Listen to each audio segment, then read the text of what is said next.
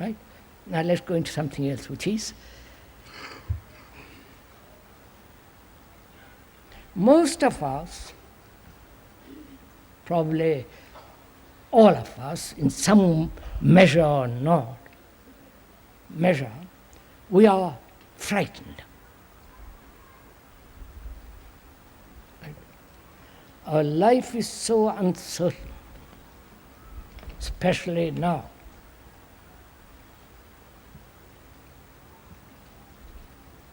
There is uncertainty of livelihood, uncertainty of wars, uncertainty of these pressures of the world, the enormity of two powers, what is all going to come out, and so on, politically. We're anxious. That means we are frightened. You may lose your job. Physiologically as well as biologically, one may get ill. Again, there is fear. And psychologically, inwardly, there is the fear of loneliness, fear of not succeeding, fear of not being loved, whatever that may mean, fear of darkness, fear, with all its many, many branches, right? If you are not afraid, good Lord, there is no guru, there is no authority, there is no search, you just marvelous human being.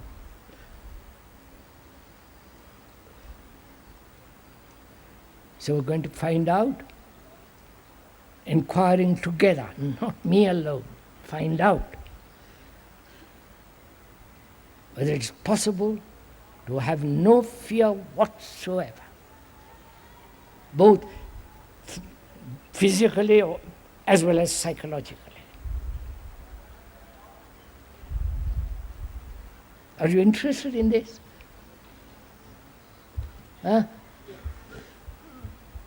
I'm not asking for encouragement.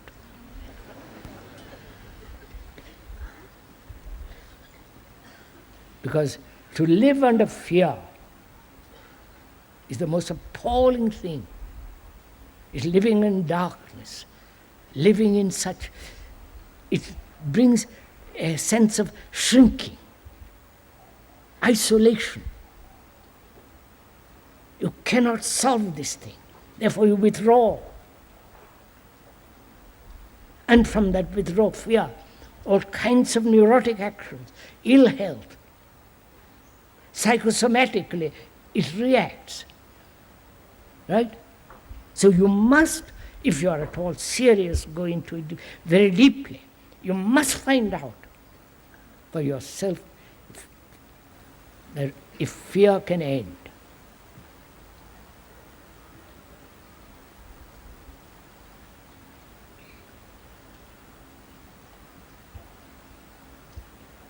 If one may ask, are you aware of your fear? This is not group therapy. You understand? Just inquiring for each other, for each one, not group of us inquiring. That's too meaningless. I'm asking you, are you aware of your fears?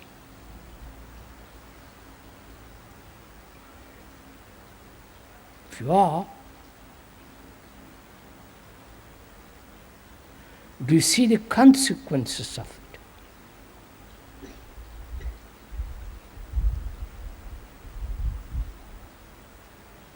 The running away from it, rationalizing it, suppressing it, or avoiding it, and the identification becomes greater and greater, and so on. Now, what is the root of fear? You understand? Not, I am afraid about something, or because of something, Or I'm afraid I'm afraid that you might do something. But apart from that, at the very root of it,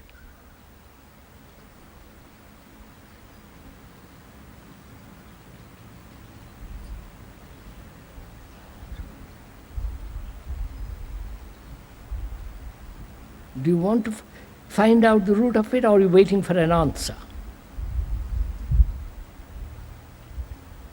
I can answer it, but then what happens? You either see, yes, that is so, you accept it, and it becomes an idea, and you have gone away from the fact.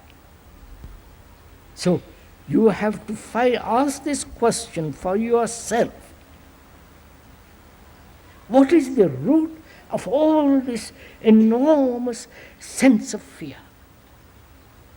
In our relationship, in our activities, in our jobs, in our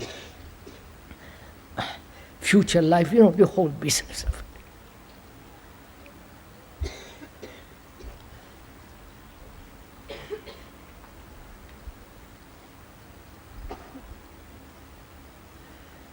Do you ask it? Ask the question.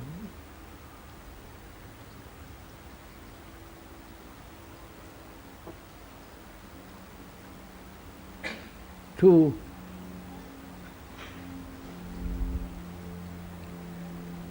totally cut the root, or you are asking intellectually. You follow? I wonder if you understand.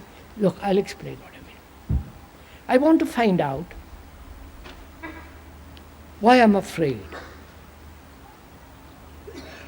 I can find out the various causes of it. That's fairly simple. I'm afraid because I've done something I shouldn't have done. You might discover it, therefore I'm frightened. Or I'm afraid I might lose my job, I want a better job, and so on and so on. Or I'm so attached to my wife, I feel she might any moment leave me, and I'm frightened. You follow? The whole business of fear. Am I actually in contact with fear, or I am in contact with the idea of fear? Do you appreciate? Do you understand? Which is it? The idea of fear or actual fear?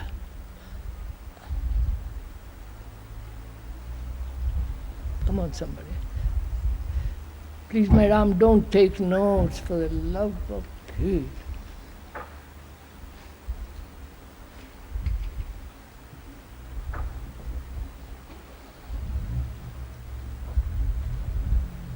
If you take notes, you can't listen. It's your problem. The writing down is not at issue now. But to find out.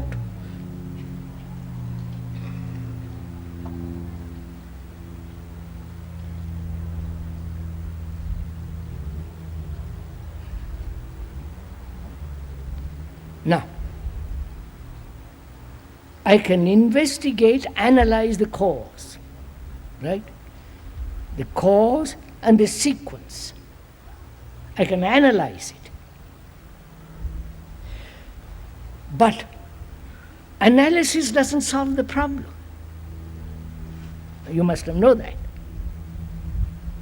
Because the analyzer thinks he's different from the analyzed. Right?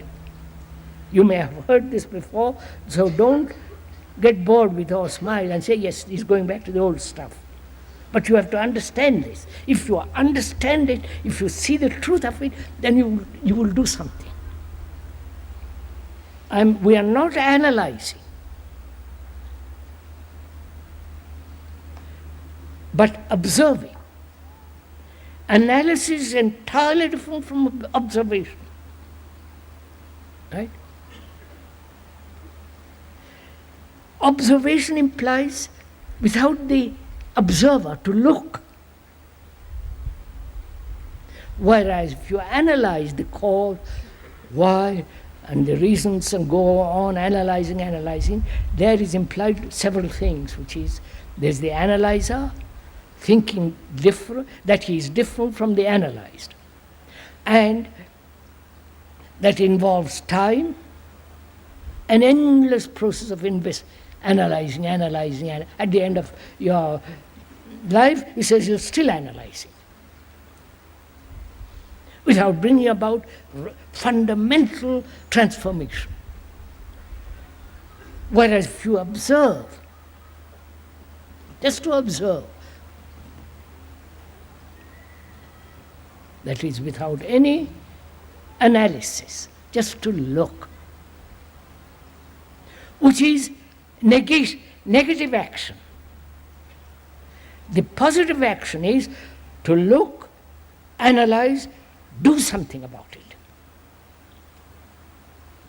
Whereas the negative action, which is totally different from the positive action, is to observe. Right? Then that observation not only tells the story of what is being observed, it tells you the story of what is being observed, and also that observation itself brings about a movement of change in that which is being observed. Right? Do get this.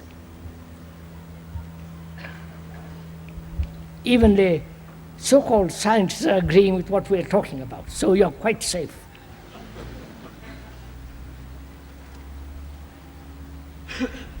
That is, if you watch through a microscope some cell, if you come to it with a conclusion, with wanting to use it for further purposes and making money or whatever it is, then you don't see the movement of the cell itself changing. You understand this? So, to observe without any movement of thought, any movement of trying to change it, any movement to go beyond it, just to watch. When you watch so closely, without any sense of direction, motive, the thing that you are watching itself undergoes a fundamental change. Full stop. Are you doing it? Not agreeing with me. Can you watch your fear in this manner? It doesn't need practice. That's one of our pet theories. And if you are interested, if you are concerned in the freedom of fear, you observe. And that observation is passionate. It's not just casual intellectual observation. So can you observe the fear, the root of it, which we are going to minute, the root of it, without any analysis. Now, what is the root of fear? All fear.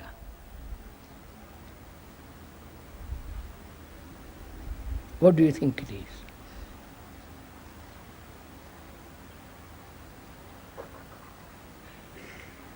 Is it not time? Right? I might be ill. I might lose my job. I might be discovered the wrong things which I have done. I am afraid of death, which is in the distance. I'm afraid my wife might get angry. Might. is not, just look at it. I'm not asking you to accept it. Just observe it. First, reason, logic, non-personal, and therefore look. Is not fear the movement of time?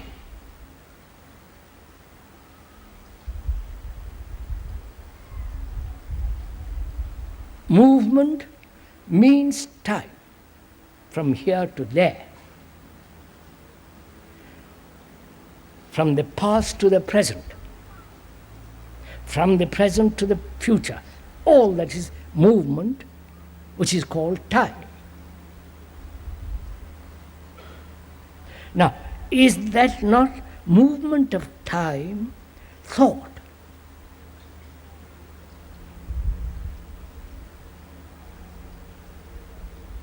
I think I might lose my job. I think my wife may be angry. Or my wife may discover that I've looked at another woman. And so on, so on.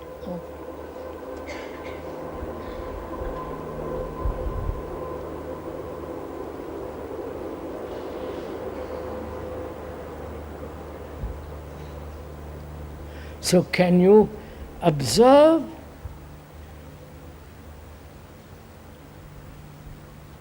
the movement of time, which is thought, which is the root of fear? Observe it without trying to do something about it.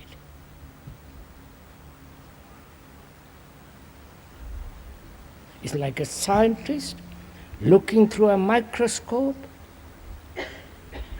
and if he projects what it should be or what it might be, that remains as is, because he's dictating what it should be.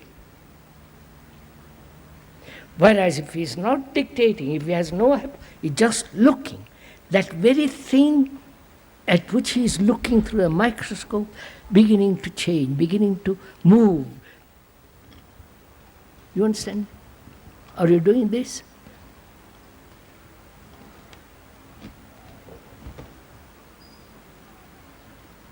Which means observation implies the absence of the observer, who is the past, who has got theories, conclusions, hopes, fears, directions, and so on, so on, so on. To look without the observer.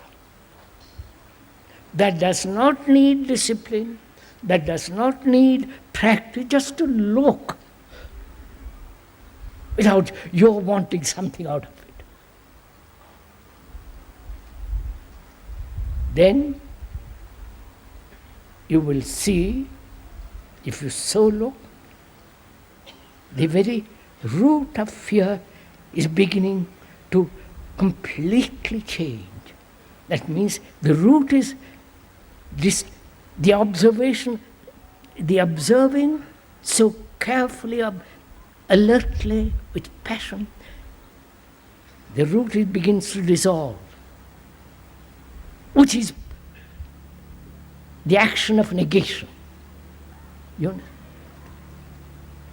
Have you got something of this?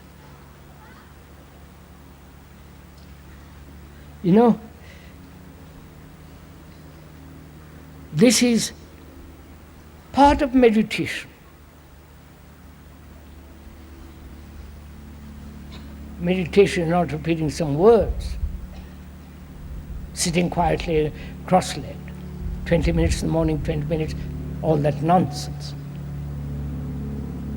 How can a mind meditate if it's full of fears?